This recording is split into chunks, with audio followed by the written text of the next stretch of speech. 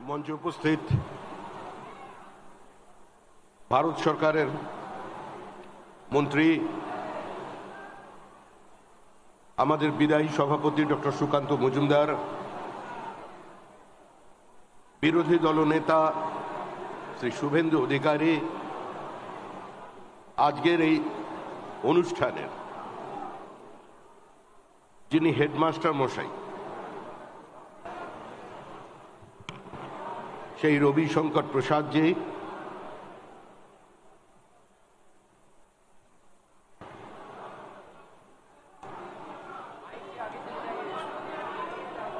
শ্রদ্ধেয়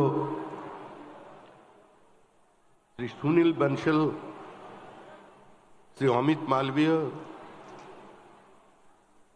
শ্রী অসীম ঘোষ, শ্রী রাহুল সিনহা, শ্রী অমিতাভ চক্রবর্তী, শ্রী স্বপন দাশগুপ্ত, শ্রী দীনেশ ত্রিবেদী, শ্রীমতী দেবশ্রী চৌধুরী, মঞ্চে উপস্থিত আমাদের দলের প্রত্যেক পদাধিকারী, সাংসদ, যারা পশ্চিমবঙ্গের বিভিন্ন প্রান্ত থেকে আজকে এখানে সমবেত হয়েছে, প্রত্যেককেই আমার আন্তরিক শুভেচ্ছা জানাই।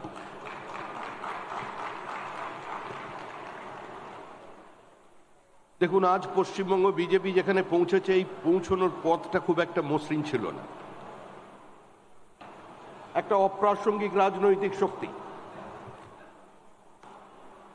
যার ভোট শতাংশ ছিল 1-এর নিচে, 1 ঘন্টা বক্তৃতা করলে মানুষকে বোঝাতে হতো যে আমরা জনতা পার্টি নই, আমরা ভারতীয় জনতা পার্টি। বুদ্ধদেব ভট্টাচার্য বলতেন যে রাজনৈতিক দলের বিধানসভায় কোনো প্রতিনিধিত্ব নেই, আমরা তাদের সর্বদলীয় বৈঠকে ডাকি না। আজকে সেই অবস্থান থেকে আমরা যাত্রা শুরু করেছিলাম। আমরা সীমিত শক্তি নিয়ে বাংলার মানুষকে বলেছিলাম আমরা পশ্চিমবঙ্গের রাজনীতিতে থাকতে এসেছি, চলে যেতে আসেনি। আমরা বাংলার রাজনীতির নির্দিষ্ট একটা গতিপথে পৌঁছে দেবার জন্য আজকে রাজনীতির ময়দানে এসেছে। অনেক লাঞ্ছনা, অনেক উপেক্ষার মধ্যে দিয়ে বিজেপি চলেছে পশ্চিমবঙ্গে।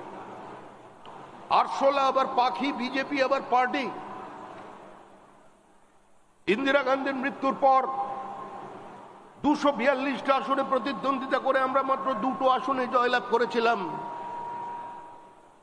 সেদিন অনেকে বলেছিলেন অটল বিহারী বাজপেয়ী রাজনীতি থেকে সন্ন্যাস নেবেন, লালকৃষ্ণ আদবানি আবার কলম লিখবেন, বিজয় রাজে সিন্ধিয়া ধর্মকর্মে মন দেবেন। কিন্তু সেদিন অটল বিহারী বাজপেয়ী দাঁড়িয়ে বলেছিলেন যে একটু অপেক্ষা করুন, যাকে আপনারা মিস্টার প্রেস বলে, ক্লিন বলে সামনে নিয়ে এসেছেন, তিনি মিস্টার ক্লাউন হয়ে ভারতবর্ষের মানুষের সামনে দাঁড়িয়ে পড়বেন।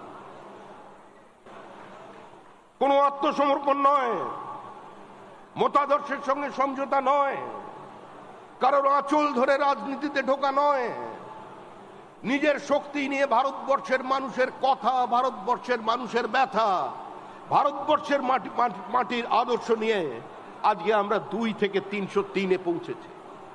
নানা ধরনের কন্টেন্ট দেখার জন্য লাইক করুন, শেয়ার করুন আমাদের ফেসবুক পেজ, সাবস্ক্রাইব করুন আমাদের ইউটিউব চ্যানেল।